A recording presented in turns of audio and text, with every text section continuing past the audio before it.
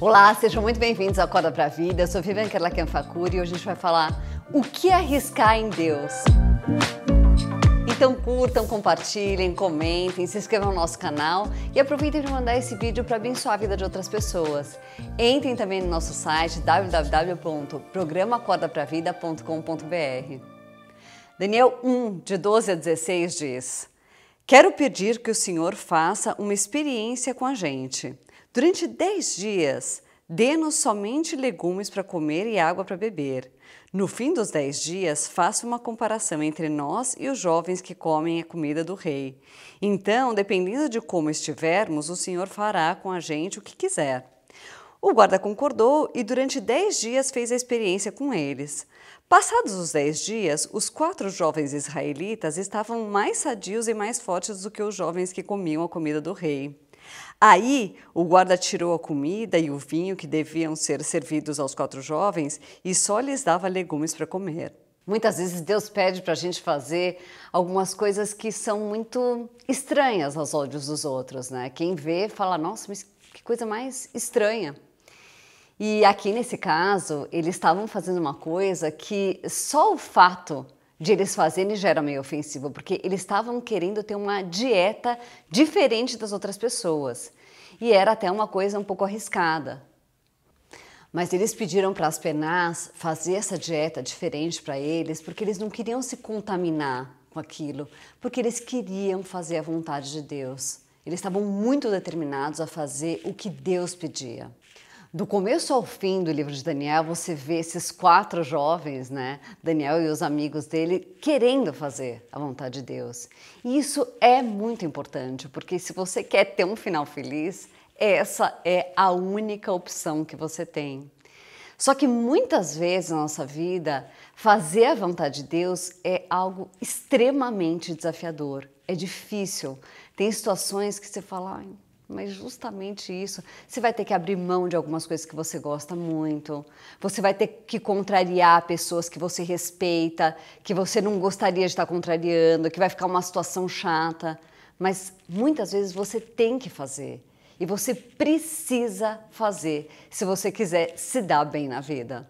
Às vezes parece a maior roubada, né, fazer a vontade de Deus.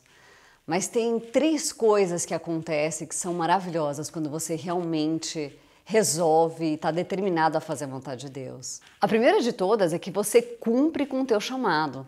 E isso deve ser a coisa mais importante da tua vida. Você cumprir o teu chamado, o que Deus está pedindo para você fazer, é a coisa mais importante que você tem que fazer na tua vida. Em 1 Tessalonicenses 2, 12, diz o seguinte: nós os animamos e aconselhamos para que vocês vivessem de uma maneira que agrade a Deus, que os chama para terem parte no seu reino e na sua glória. A segunda coisa que é maravilhosa é que você edifica outras pessoas. Lá em Mateus 5,13 diz: vocês são o sal para a humanidade, mas se o sal perde o gosto, deixa de ser sal e não serve para mais nada. É jogado fora e pisado pelas pessoas que passam. Sabe o que significa isso? Significa que se você é cristão, você deve ser um exemplo para as outras pessoas. E que se você não for um exemplo para as outras pessoas, sendo um cristão, então o mundo perde a esperança. E acontece que se você não agir assim, as pessoas pisam em cima de você. Sabe por quê? Elas olham e falam, olha que baita hipócrita.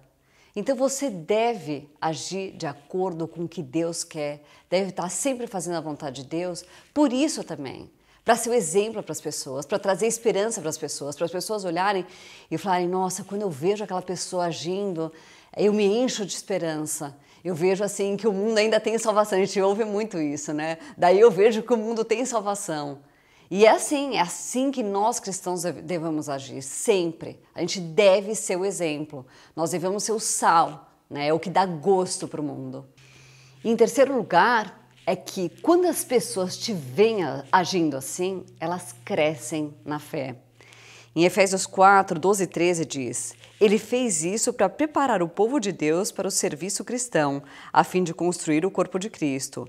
Desse modo, todos nós chegaremos a ser um na nossa fé e no nosso conhecimento do Filho de Deus. E assim seremos pessoas maduras e alcançaremos a altura espiritual de Cristo.